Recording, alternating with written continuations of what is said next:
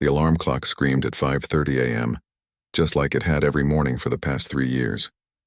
Jake rolled over and hit the snooze button with more force than necessary. His small apartment was cold and he could see his breath in the early morning air. The heater had been acting up again, but fixing it would have to wait.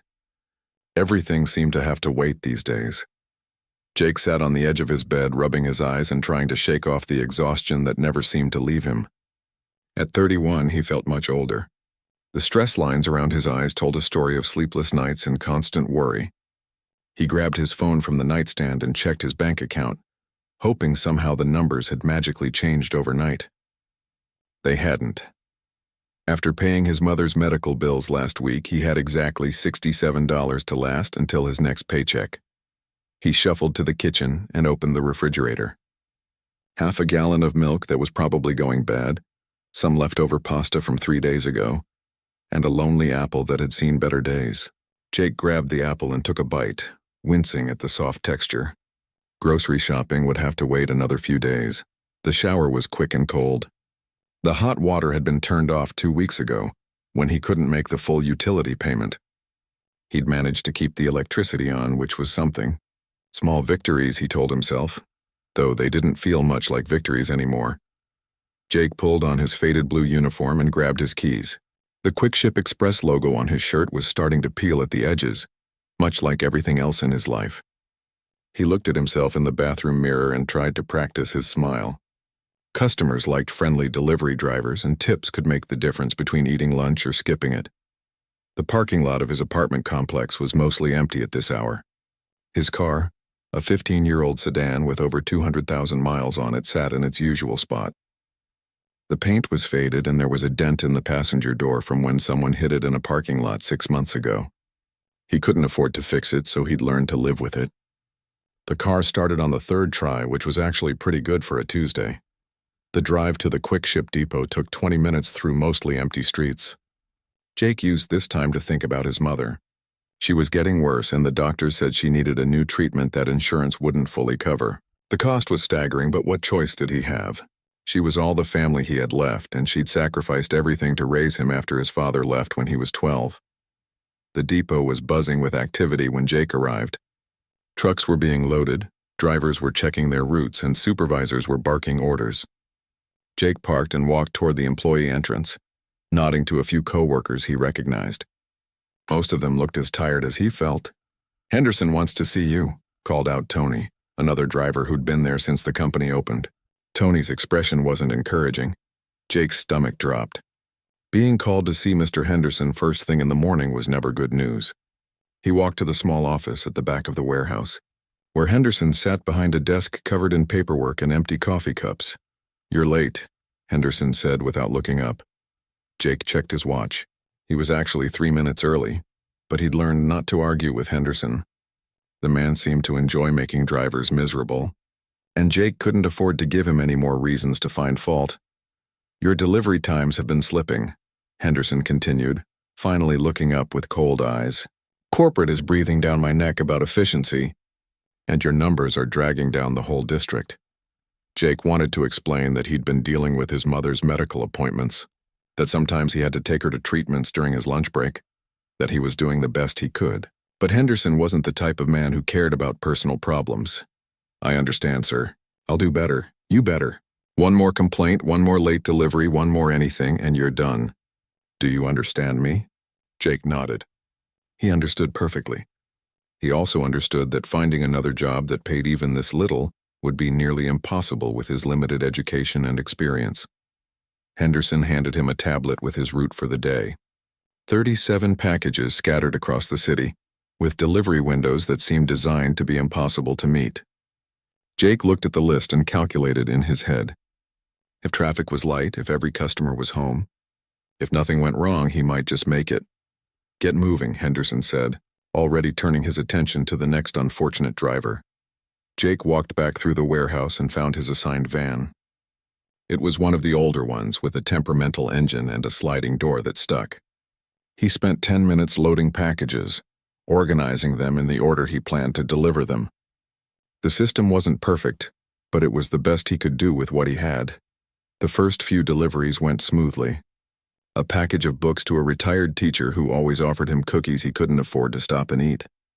Medical supplies to a pharmacy downtown where the staff barely looked up from their computers.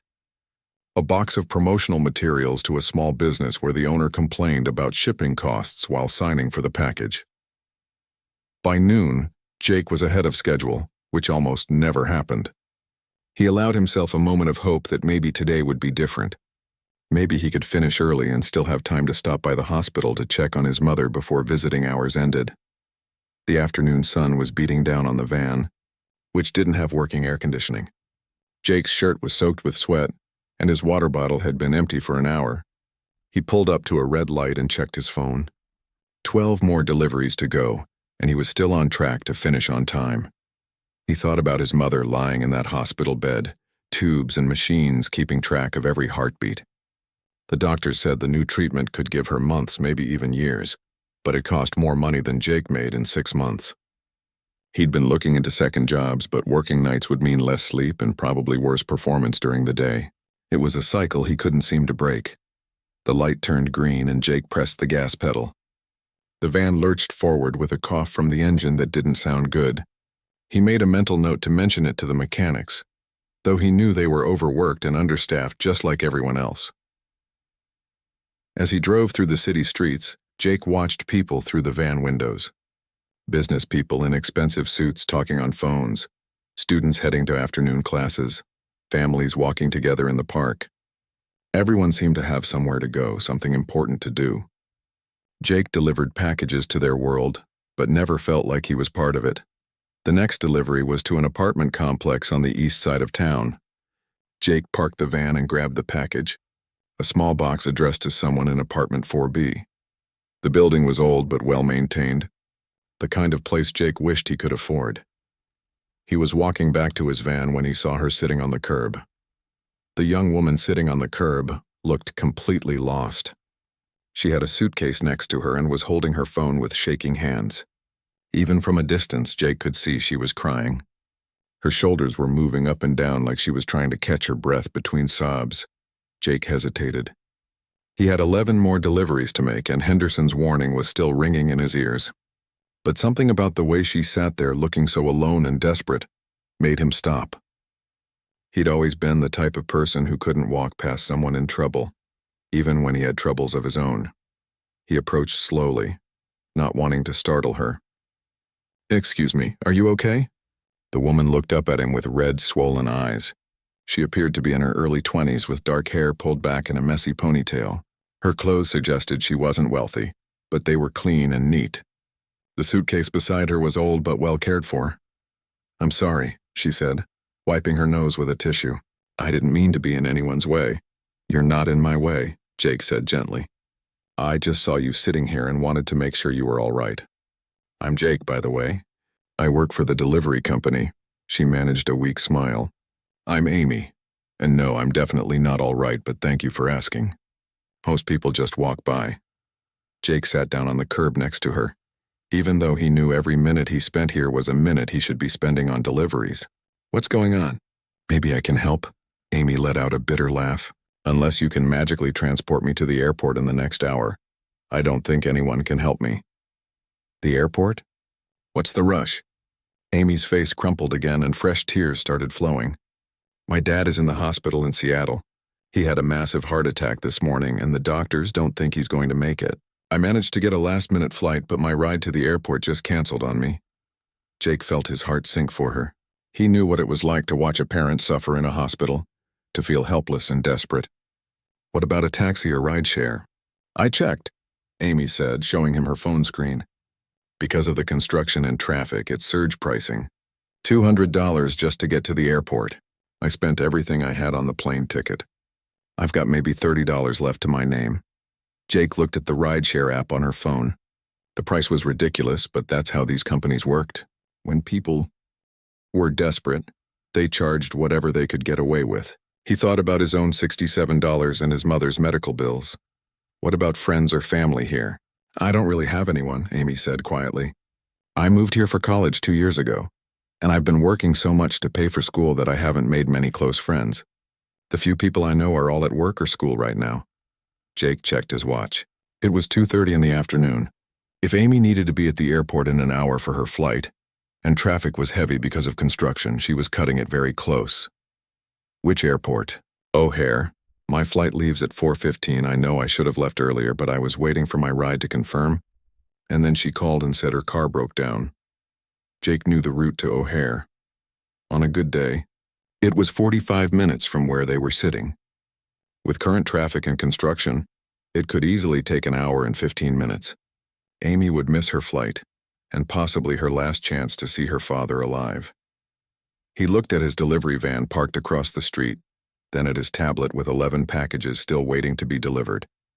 He thought about Henderson's threat, about losing his job, about his mother's medical bills. Then he looked at Amy, sitting there with her old suitcase and her desperate hope, and he made a decision that surprised even him. "Come on," he said, standing up and extending his hand to help her up. "What? I'm taking you to the airport." Amy stared at him in shock. "You're what?" "But you're working. I can't ask you to do that. You didn't ask. I'm offering." Jake picked up her suitcase. It was heavier than he expected. "My van is right over there. But won't you get in trouble with your job?" Jake thought about that for a moment. He probably would get in trouble. He might even get fired, but looking at Amy's face, thinking about her father lying in a hospital bed hundreds of miles away, he realized he couldn't live with himself if he walked away. "Maybe," he said honestly, "but some things are more important than a job." Amy stood there for a moment, clearly torn between hope and guilt. "I can't let you risk your job for me. You don't even know me." "I know enough," Jake said. "I know you're trying to get to your father before it's too late.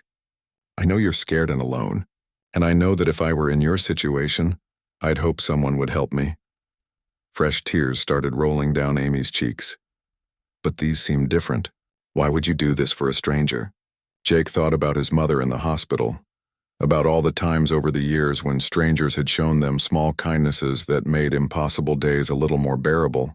A nurse who stayed late to explain a procedure, a pharmacist who helped them find a discount program for medications, a neighbor who brought soup when his mother was too sick to cook, because that's what people should do for each other. He said simply. Amy wiped her eyes and nodded. "Okay, but I want to pay you something. I know I said I only have $30, but..." "Keep your money," Jake interrupted. "You're going to need it when you get to Seattle." They walked to the van together. Jake opened the passenger door for Amy and put her suitcase in the back among the packages he still needed to deliver. As he started the engine, he tried not to think about what Henderson would say when those packages didn't get delivered on time. "Thank you," Amy said as they pulled away from the curb. "I know this is crazy and I know you're taking a huge risk. I don't know how I'll ever repay you. Just make it to your dad in time," Jake said, navigating through the heavy traffic. "That's all the payment I need." As they drove toward the airport, Amy told him about her father. He was a mechanic who had worked 2 jobs to send her to college. He'd never married her mother, but he'd been there for Amy her whole life, supporting her dreams even when money was tight. The heart attack had come out of nowhere. Jake found himself sharing about his own mother, about her illness and the treatments they couldn't afford. Amy listened with the kind of attention that made him feel like his struggles mattered to someone other than himself. The traffic was worse than Jake had expected. Construction had closed 2 lanes on the highway and cars were barely moving. He watched the clock on the dashboard and did the math in his head. They were cutting it very close. The traffic wasn't moving. Jake gripped the steering wheel tighter as he watched the minutes tick by on the dashboard clock. It was 3:20, and they were still 20 minutes away from the airport in normal traffic. But this wasn't normal traffic. They were stuck behind a sea of red brake lights that stretched as far as he could see. Amy was checking her phone every few seconds, her leg bouncing nervously. "The airline app says they start boarding in 30 minutes, she said, her voice tight with worry. Jake changed lanes, hoping the right side would move faster. It didn't. He tried the left lane. Same story. The construction signs ahead showed that what used to be 4 lanes was now squeezed down to just 2. Orange cones and concrete barriers forced thousands of cars into a bottleneck that seemed designed to test everyone's patience. "Maybe I should just give up," Amy said quietly. "This is hopeless. I'm never going to make it." "Don't say that," Jake said, though he was starting to worry too. "We're going to get you there." He pulled out his phone and quickly checked traffic apps looking for alternate routes. Everything showed red. The highway was a parking lot and the side roads weren't much better. But there was one route that showed yellow instead of red. It would take them through some rougher neighborhoods and add extra miles. But it might be their only chance. "Hold on," Jake said, taking the next exit ramp. The exit put them onto city streets that Jake knew weren't the safest, especially in an obvious delivery van loaded with packages. But Amy's father was dying, and sometimes you had to take risks for the right reasons. They drove through neighborhoods where the buildings were older, and many of the storefronts were empty. Jake kept the doors locked and tried to look confident, even though he was nervous about the van getting targeted. Amy seemed too focused on her phone and the time to notice their surroundings. "My dad texted me 20 minutes ago," Amy said suddenly. "He said he loves me and that he's proud of me. What if that was the last thing he ever gets to say to me?" Jake felt a lump form in his throat. He thought about his own mother and how many times he'd almost lost her over the past few years. "That's not going to be the last thing. You're going to see him and you're going to have a chance to say everything you need to say." The alternate route was working. Traffic was lighter here and they were making better time. Jake's phone started buzzing with notifications. He glanced at it quickly and saw missed calls from the dispatch office. His stomach dropped. They'd probably noticed that he wasn't making his scheduled deliveries. "Is that work calling?" Amy asked, noticing his phone. "Probably," Jake said, not wanting to worry her more. "You should answer it. Tell them there was an emergency or something." Jake shook his head. "Right now, getting you to the airport is more important than anything my boss has to say." They hit another red light and Jake drummed his fingers on the steering wheel. Amy was quiet, staring out the window. When the light turned green, Jake pressed the gas pedal and the van made a concerning noise. "Come on," he muttered to the vehicle. "Don't break down on me now." The van kept running, but Jake could tell it wasn't happy. The engine had been making weird sounds for weeks, but the company never seemed to have time or money to fix things properly. They just kept pushing the old vehicles until they completely died. Amy's phone rang and she answered it immediately. Dad, are you there?" Jake could hear a weak voice on the other end, though he couldn't make out the words. "I'm coming, Dad. I'm on my way to the airport right now. Just hold on, okay? Don't you dare give up on me." She listened for a moment, tears streaming down her face. "I love you too. I'll be there as soon as I can. Tell the nurses I'm coming." When she hung up, she was crying harder than before. He sounds so weak. The nurse had to hold the phone for him because he couldn't lift his arm. Jake reached over and briefly touched her shoulder. "He's fighting to wait for you." Parents do that. They hold on when they know their kids need them. They were getting closer to the airport now. Jake could see planes taking off in the distance. But when he checked the time, his heart sank. It was 3:55, and Amy's flight was supposed to start boarding in 20 minutes. Even if they got to the airport in the next few minutes, she'd still have to get through security and find her gate. "Do you have TSA pre-check?" Jake asked. "No, I never travel enough to make it worth it." Jake knew that meant she'd have to go through the regular security line, which could take anywhere from 15 minutes to an hour, depending on how busy it was. His phone buzzed again. This time it was a text message from Henderson. "Where are you?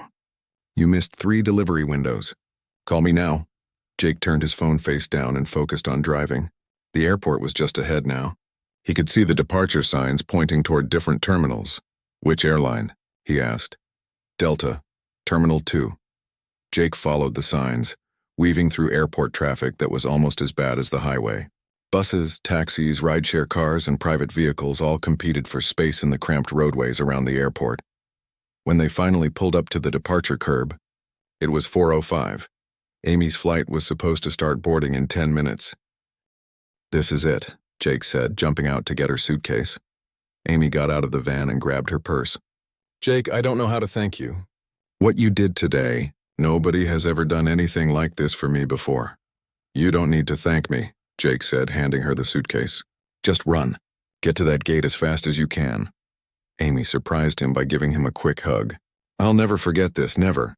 She ran toward the terminal entrance, her suitcase bouncing behind her on its wheels. Jake watched until she disappeared through the automatic doors, then got back in his van. As he drove away from the airport, the reality of what he'd just done started to sink in. He'd abandoned his delivery route to help a stranger. He'd ignored calls from his supervisor. He'd probably missed at least 6 delivery windows by now, maybe more. His phone started ringing again. Henderson's name appeared on the screen. Jake took a deep breath and answered. Hello? Where the hell are you? Henderson's voice was angrier than Jake had ever heard it. I've got customers calling to complain about missed deliveries. I've got packages sitting in your van that should have been delivered hours ago. What's your excuse this time? I had to help someone, Jake said simply.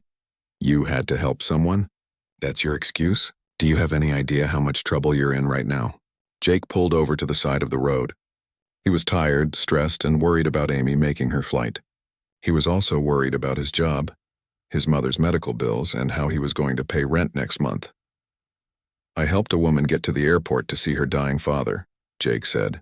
She had no other way to get there. I don't care if you helped the Pope himself, Henderson snapped. You abandoned your route. You ignored company policy. You cost us money and customers. Get back to the depot right now. The line went dead. Jake sat in his van for a moment, watching planes take off overhead. Somewhere up there, he hoped, was Amy. Flying to see her father one last time, he started the van and began the drive, back to face whatever consequences were waiting. For him, the drive back to the depot felt like the longest 30 minutes of Jake's life. His hands were shaking on the steering wheel, not from fear, but from the adrenaline crash of everything that had just happened. The van still had 11 undelivered packages rattling around in the back, each one representing another nail in the coffin of his employment. He kept thinking about Amy running through the airport terminal with her suitcase. Had she made it through security in time? Was she on the plane right now flying to see her father? He hoped so. Whatever happened to him next, at least he'd done the right thing. The quick ship depot came into view and Jake's stomach twisted into knots. Henderson's car was still in the parking lot, which meant he was waiting. Jake parked the van in its designated spot and sat there for a moment, gathering his courage. He thought about his mother in the hospital, about the bills that kept coming, about the rent that was due next week. The warehouse was quieter now. Most of the other drivers had finished their routes and gone home. Jake walked through the loading dock area, past the conveyor belts and sorting stations toward Henderson's office. A few workers looked up as he passed, and he could tell they'd heard something was wrong. Tony was still there doing paperwork at one of the desks. He looked up when Jake walked by and gave him a sympathetic nod. Good luck, man, he said quietly. Henderson's office door was open and Jake could see him sitting behind his desk, typing aggressively on his computer. When Henderson looked up and saw Jake, his face turned red. Sit down, Henderson said, pointing to the chair across from his desk. Jake sat down and waited. Henderson finished typing whatever he was working on, then leaned back in his chair and stared at Jake for a long moment. 6 deliveries, Henderson said finally. 6 deliveries that didn't get made because you decided to play taxi driver for some stranger. She needed help, Jake said. I don't care what she needed. Your job is to deliver packages, not to solve other people's problems. Do you understand how many customers complained today? Do you understand what this does to our performance metrics? Jake wanted to explain about Amy's father, about the hospital and the last-minute flight. But he could tell Henderson wasn't interested in hearing explanations. One of those packages contained medication that a pharmacy needed for a customer pickup. Henderson continued. Another was legal documents that needed to be signed and returned today. You didn't just inconvenience people, Jake. You potentially put someone's health at risk. That hit Jake harder than he expected. He hadn't thought about what might be in the packages when he made his decision. He'd only thought about Amy and her dying father. I'm sorry, Jake said. I didn't think about it, that's right. You didn't think. You never think. You just do whatever feels good in the moment without considering the consequences. Henderson opened a folder on his desk and pulled out some papers. Jake recognized the quick ship letterhead and knew what was coming. I warned you this morning, Henderson said. I told you that one more mistake would be your last. Well, this wasn't just a mistake. This was a complete abandonment of your responsibilities. Jake nodded. He'd known this was coming from the moment he'd offered to drive Amy to the airport. I understand. Do you? Do you really understand what you've done? You've been here 3 years, Jake. 3 years of steady employment, and you threw it away for someone you'd never met before. Henderson slid the papers across the desk. Your termination is effective immediately. Turn in your uniform, your ID badge, and the keys to van number 47. Jake picked up the papers and scanned them quickly. The official language made it sound cold and impersonal, but the meaning was clear. He was fired for abandoning his route and failing to complete assigned deliveries. "What about my final paycheck?" Jake asked. "You'll get paid for the hours you worked this week minus the cost of the packages that have to be re-delivered tomorrow because of your decision. That should come out to maybe $200. $200. Jake calculated quickly in his head. That wouldn't even cover his mother's medication for the week, let alone rent or food. He stood up and started unbuttoning his uniform shirt. The Quick Ship logo that had been peeling at the edges came completely off and fluttered to the floor.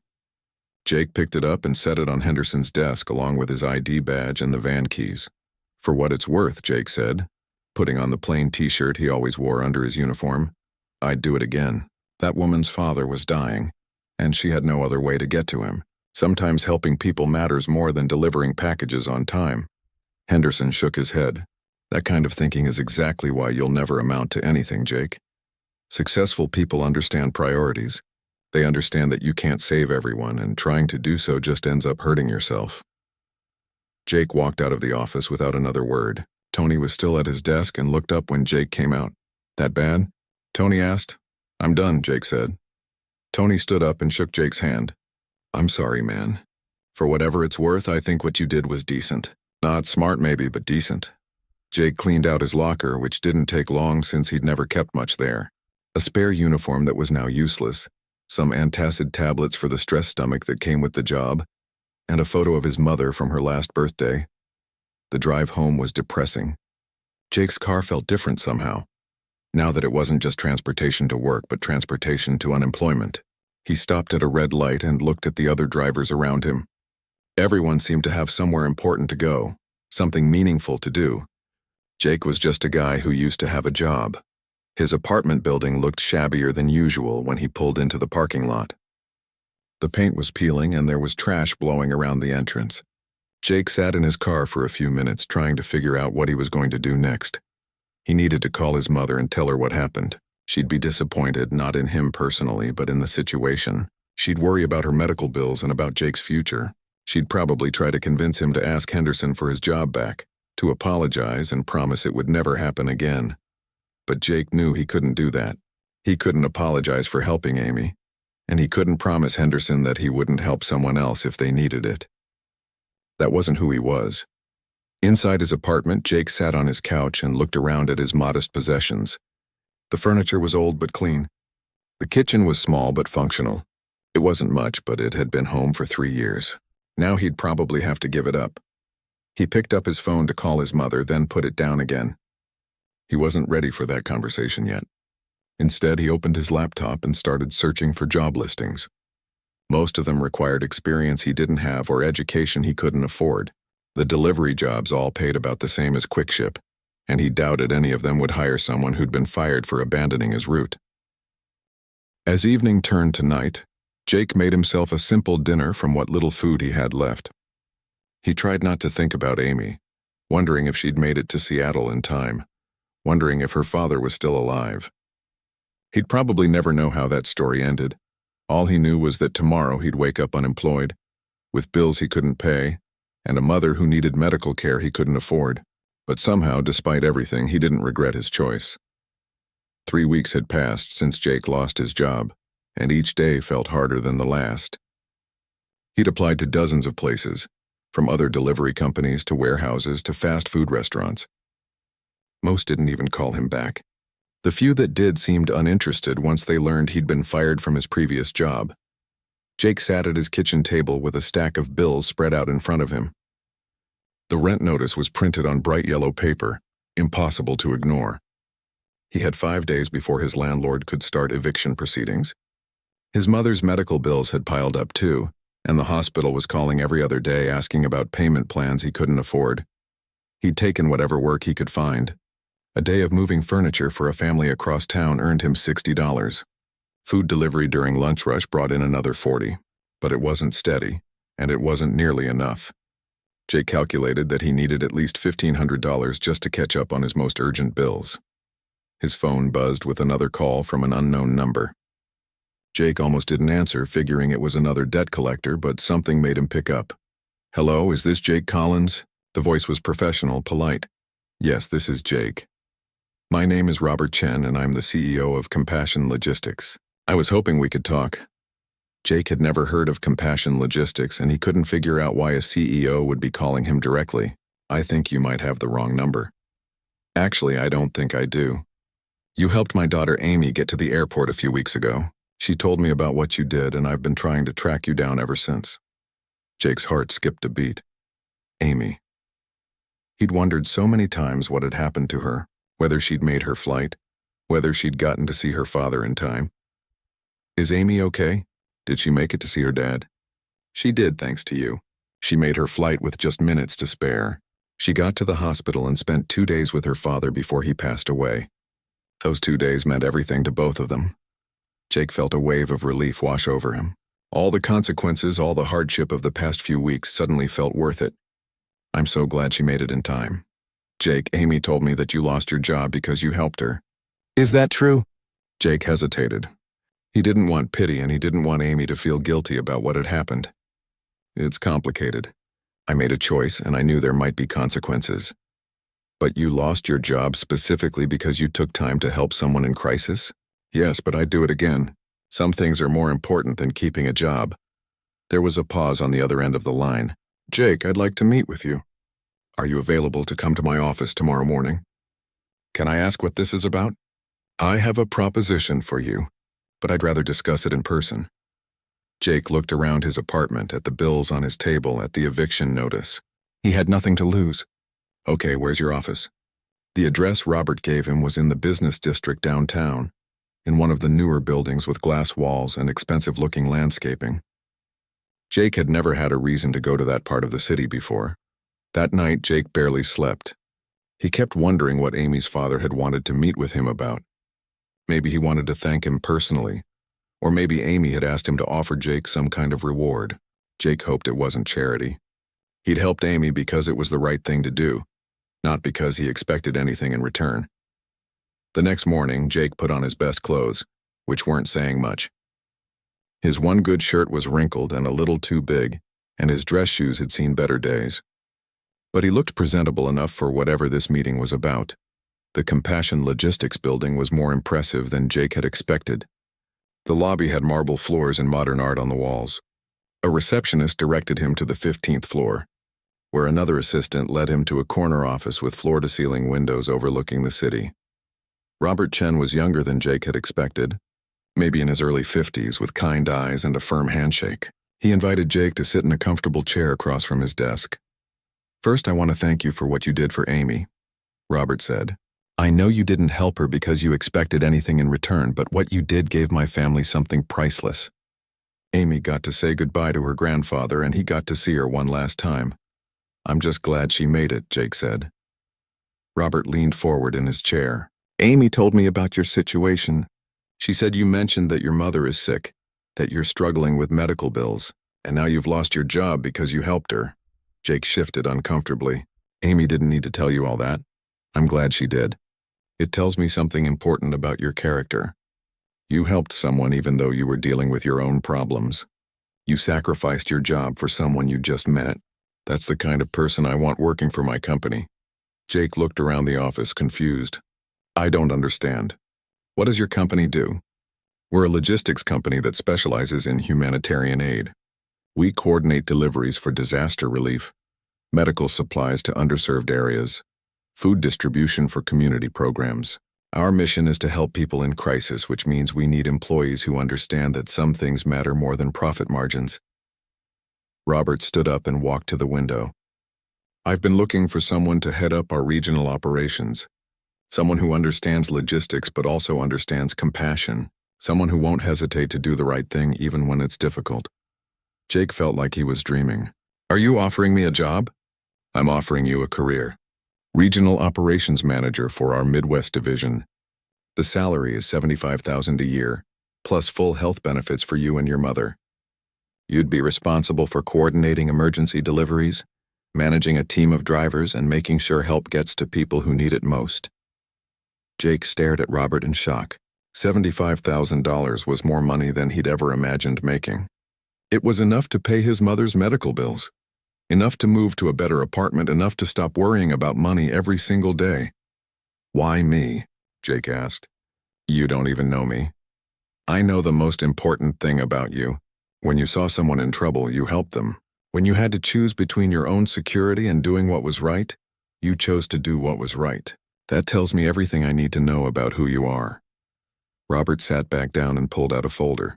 Obviously, you don't have to decide right now, but I hope you'll consider it. We could use someone like you, and I think you'd find the work meaningful. Jake looked at the job offer in the folder, at the salary number that seemed too good to be real. He thought about his mother in the hospital, about the bills on his kitchen table, about the eviction notice that was due in 3 days. Can I ask you something? Jake said. If this company is about helping people, why did it take Amy's story to find me? There must be other people out there who've lost jobs for doing the right thing. Robert smiled. You're absolutely right. And that's exactly why I need you. You're already thinking like someone who cares about finding and helping the right people. When can you start? Jake looked out the window at the city below, at all the people going about their lives. Somewhere out there, people needed help. And for the first time in weeks, Jake felt like he might be in a position to provide it.